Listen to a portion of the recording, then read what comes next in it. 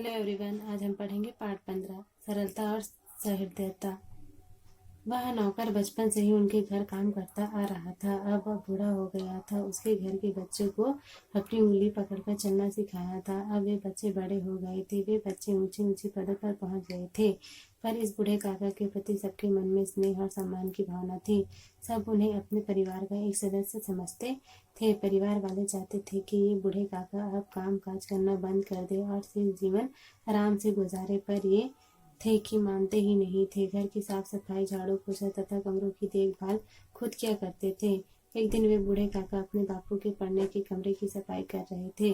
अपने बापू के एक एक सामान को उठाते, उसकी धूप पोंछते और उसे यथास्थान रख देते। अचानक एक दिन जाने कैसे एक बहुत कीमती कलमदान उसके हाथ से छूट गया। कोई साधारण कलमदान नहीं था, वह कारीगरी का उत्कृष्ट नमूना था। वह कीमती था, दुर्लभ था। बूढ़े काका जी टूटे हुए कलमदान को एकटक देखते रहे। उन्हें कुछ सूझा नहीं कि अब वे क्या करें। चुपचाप वह टूटा हुआ कमलदान उठाकर मेज पर रख दिया। पर वे बहुत घबरा गए। ये बापू आएंगे तो वे उनसे क्या कहेंगे?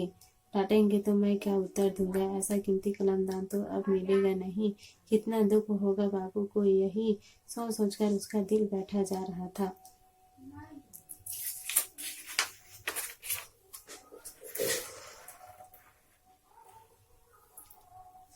सायकाल बाबू आए और भोजन के उपरांत वे अपने कमरे में अपना दैनिक काम काज निपटाने चले गए। कमरे में पहुंचे ही थे कि उनकी नजर टूटे हुए कलमदान पर पड़ी। वे इतने कीमती कलमदान को टूटा हुआ देखकर बहुत दुखी हुए। उन्होंने उसे उठाया तो देखा उसके दो टुकड़े हो चुके थे। उन्होंने बूढ़े काका को आवाज दी, काका काका। बूढ़े काका ने डरते हुए प्रवेश किया। यह कलमदान किसने तोड़ा?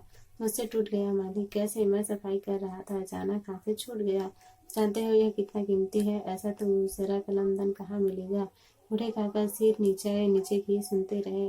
अब खड़े खड़े मेरा मुंह क्या देख रहे हो? जाओ यहाँ से। और हाँ, कल से मेरे पढ़ने के कमरे की सफाई मत करना।